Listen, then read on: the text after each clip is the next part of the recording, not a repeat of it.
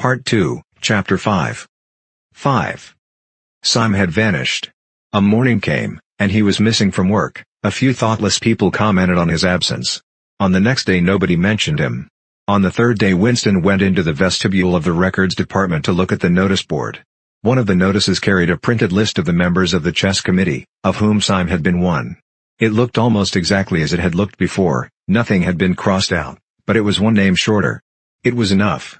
Sim had ceased to exist, he had never existed. The weather was baking hot. In the labyrinthine ministry the windowless, air-conditioned rooms kept their normal temperature, but outside the pavements scorched one's feet and the stench of the tubes at the rush hours was a horror. The preparations for Hate Week were in full swing, and the staffs of all the ministries were working overtime. Processions, meetings, military parades, lectures, waxworks, displays, film shows, telescreen programs all had to be organized, stands had to be erected, effigies built, slogans coined, songs written, rumors circulated, photographs faked. Julia's unit in the fiction department had been taken off the production of novels and was rushing out a series of atrocity pamphlets. Winston, in addition to his regular work, spent long periods every day in going through back files of the Times and altering and embellishing news items which were to be quoted in speeches. Late at night, when crowds of rowdy proles roamed the streets, the town had a curiously febrile air. The rocket bombs crashed oftener than ever, and sometimes in the far distance there were enormous explosions which no one could explain and about which there were wild rumors. The new tune which was to be the theme song of Hate Week, the Hate Song, it was called, had already been composed and was being endlessly plugged on the telescreens. It had a savage, barking rhythm which could not exactly be called music, but resembled the beating of a drum. Roared out by hundreds of voices to the tramp of marching feet, it was terrifying.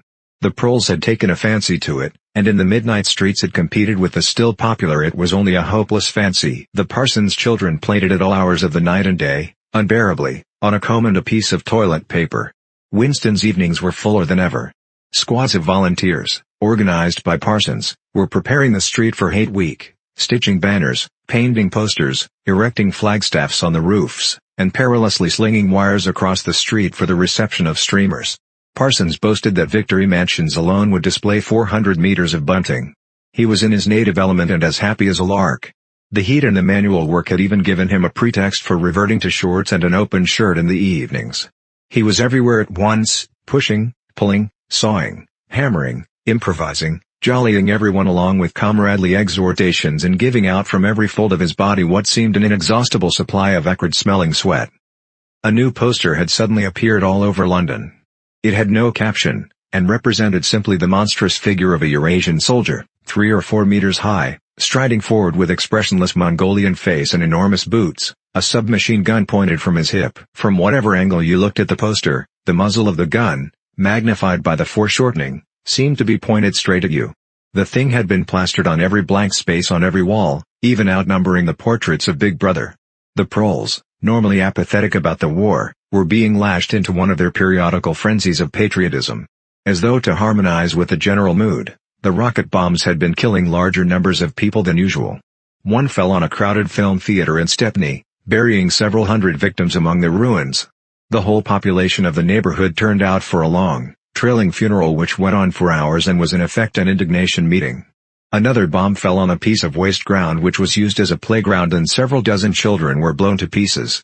There were further angry demonstrations. Goldstein was burned in effigy, hundreds of copies of the poster of the Eurasian soldier were torn down and added to the flames, and a number of shops were looted in the turmoil. Then a rumor flew round that spies were directing the rocket bombs by means of wireless waves, and an old couple who were suspected of being of foreign extraction had their house set on fire and perished of suffocation. In the room over Mr. Charrington's shop, when they could get there, Julia and Winston lay side by side on a stripped bed under the open window, naked for the sake of coolness.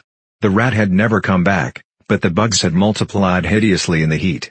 It did not seem to matter. Dirty or clean, the room was paradise. As soon as they arrived they would sprinkle everything with pepper bought on the black market, tear off their clothes, and make love with sweating bodies, then fall asleep and wake to find that the bugs had rallied and were massing for the counterattack. 4, 5, 6, 7 times they met during the month of June. Winston had dropped his habit of drinking gin at all hours. He seemed to have lost the need for it. He had grown fatter, his varicose ulcer had subsided, leaving only a brown stain on the skin above his ankle. His fits of coughing in the early morning had stopped. The process of life had ceased to be intolerable. He had no longer any impulse to make faces at the telescreen or shout curses at the top of his voice. Now that they had a secure hiding place, almost a home, it did not even seem a hardship that they could only meet infrequently and for a couple of hours at a time. What mattered was that the room over the junk shop should exist. To know that it was there, inviolate, was almost the same as being in it. The room was a world, a pocket of the past where extinct animals could walk. Mr. Charrington, thought Winston, was another extinct animal. He usually stopped to talk with Mr. Charrington for a few minutes on his way upstairs.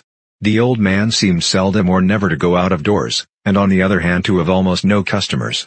He led a ghost-like existence between the tiny, dark shop, and an even tinier back kitchen where he prepared his meals and which contained, among other things, an unbelievably ancient gramophone with an enormous horn. He seemed glad of the opportunity to talk. Wandering about among his worthless stock, with his long nose and thick spectacles and his bowed shoulders and the velvet jacket, he had always vaguely the air of being a collector rather than a tradesman. With a sort of faded enthusiasm he would finger this scrap of rubbish or that, a china bottle stopper, the painted lid of a broken snuff box, a pinchbeck locket containing a strand of some long-dead baby's hair, never asking that Winston should buy it, merely that he should admire it. To talk to him was like listening to the tinkling of a worn-out musical box. He had dragged out from the corners of his memory some more fragments of forgotten rhymes.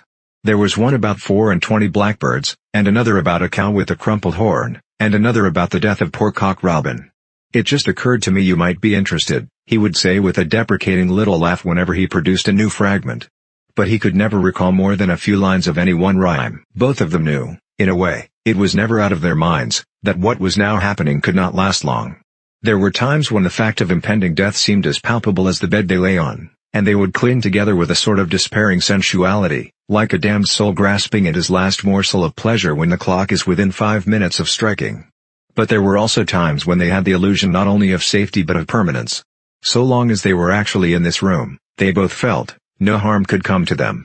Getting there was difficult and dangerous, but the room itself was sanctuary. It was as when Winston had gazed into the heart of the paperweight, with the feeling that it would be possible to get inside that glassy world, and that once inside it time could be arrested. Often they gave themselves up to daydreams of escape. Their luck would hold indefinitely, and they would carry on their intrigue, just like this, for the remainder of their natural lives. Or Catherine would die, and by subtle maneuverings Winston and Julia would succeed in getting married. Or they would commit suicide together. Or they would disappear, alter themselves out of recognition, learn to speak with proletarian accents, get jobs in a factory and live out their lives undetected in a backstreet. It was all nonsense, as they both knew. In reality there was no escape. Even the one plan that was practicable, suicide, they had no intention of carrying out. To hang on from day to day and from week to week, spinning out a present that had no future, seemed an unconquerable instinct, just as one's lungs will always draw the next breath so long as there is air available. Sometimes, too, they talked of engaging in active rebellion against the party, but with no notion of how to take the first step. Even if the fabulous brotherhood was a reality, there still remained the difficulty of finding one's way into it. He told her of the strange intimacy that existed, or seemed to exist, between himself and O'Brien, and of the impulse he sometimes felt, simply to walk into O'Brien's presence, announce that he was the enemy of the party, and demand his help. Curiously enough, this did not strike her as an impossibly rash thing to do. She was used to judging people by their faces, and it seemed natural to her that Winston should believe O'Brien to be trustworthy on the strength of a single flash of the eyes. Moreover, she took it for granted that everyone, or nearly everyone, secretly hated the party and would break the rules if he thought it safe to do so. But she refused to believe that widespread, organized opposition existed or could exist. The tales about Goldstein and his underground army, she said, were simply a lot of rubbish which the party had invented for its own purposes and which you had to pretend to believe in. Times beyond number, at party rallies and spontaneous demonstrations, she had shouted at the top of her voice for the execution of people whose names she had never heard and in whose supposed crimes she had not the faintest belief. When public trials were happening she had taken her place in the detachments from the Youth League who surrounded the courts from morning to night, chanting at intervals death to the traitors. During the 2 minutes hate she always excelled all others in shouting insults at Goldstein, yet she had only the dimmest idea of who Goldstein was and what doctrines he was supposed to represent. She had grown up since the Revolution and was too young to remember the ideological battles of the 50s and 60s. Such a thing as an independent political movement was outside her imagination, and in any case the party was invincible. It would always exist, and it would always be the same. You could only rebel against it by secret disobedience or, at most, by isolated acts of violence such as killing somebody or blowing something up. In some ways she was far more acute than Winston, and far less susceptible to party propaganda. Once when he happened in some connection to mention the war against Eurasia, she startled him by saying casually that in her opinion the war was not happening. The rocket bombs which fell daily on London were probably fired by the government of Oceania itself, just to keep people frightened. This was an idea that had literally never occurred to him. She also stirred a sort of envy in him by telling him that during the 2 minutes hate her great difficulty was to avoid bursting out laughing. But she only questioned the teachings of the party when they in some way touched upon her own life. Often she was ready to accept the official mythology, simply because the difference between truth and falsehood did not seem important to her. She believed, for instance, having learned it at school, that the party had invented aeroplanes. In his own school days, Winston remembered, in the late 50s, it was only the helicopter that the party claimed to have invented. A dozen years later, when Julia was at school, it was already claiming the aeroplane. One generation more, and it would be claiming the steam engine. And when he told her that aeroplanes had been in existence before he was born and long before the revolution, the fact struck her as totally uninteresting. After all, what did it matter who had invented aeroplanes? It was rather more of a shock to him when he discovered from some chance remark that she did not remember that Oceania, 4 years ago, had been at war with East Asia and at peace with Eurasia. It was true that she regarded the whole war as a sham, but apparently she had not even noticed that the name of the enemy had changed. "I thought we'd always been at war with Eurasia," she said vaguely. It frightened him a little. The invention of aeroplanes dated from long before her birth, but the switchover in the war had happened only 4 years ago, well after she was grown up. He argued with her about it for perhaps a quarter of an hour. In the end he succeeded in forcing her memory back until she did dimly recall that at one time East Asia and not Eurasia had been the enemy. But the issue still struck her as unimportant. "Who cares?" she said impatiently. "It's always one bloody war after another, and one knows the news is all lies anyway." Sometimes he talked to her of the records department and the impudent forgeries that he committed there. Such things did not appear to horrify her. She did not feel the abyss opening beneath her feet at the thought of lies becoming truths. He told her the story of Jones, Aronson, and Rutherford and the momentous slip of paper which he had once held between his fingers. It did not make much impression on her.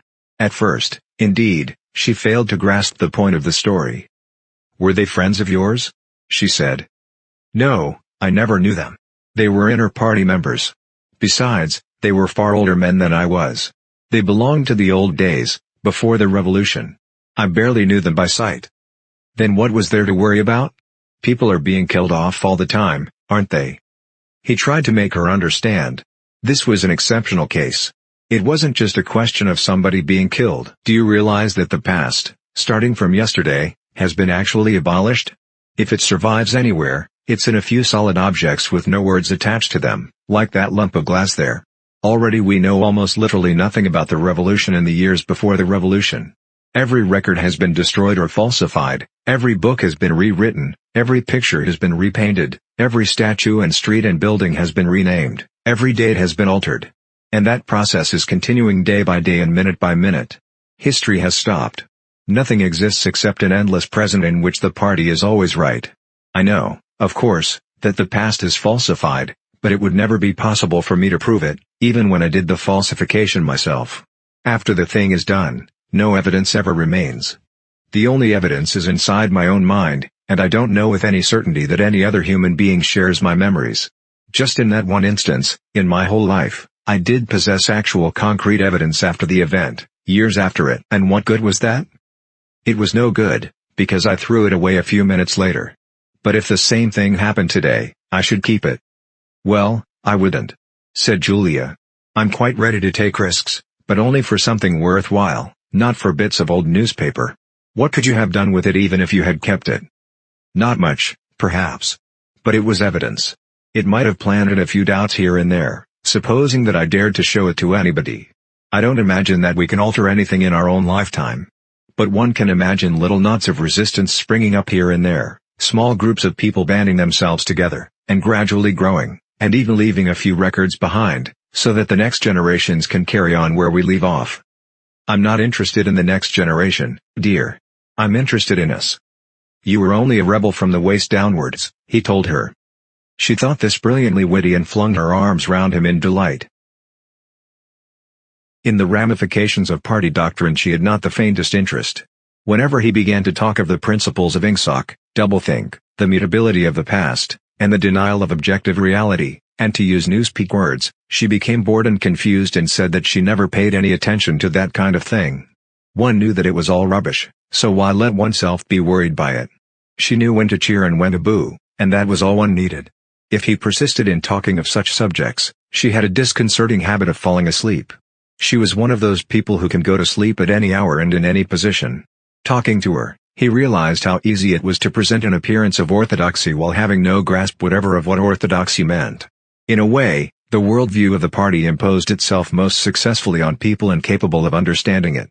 They could be made to accept the most flagrant violations of reality, because they never fully grasped the enormity of what was demanded of them, and were not sufficiently interested in public events to notice what was happening.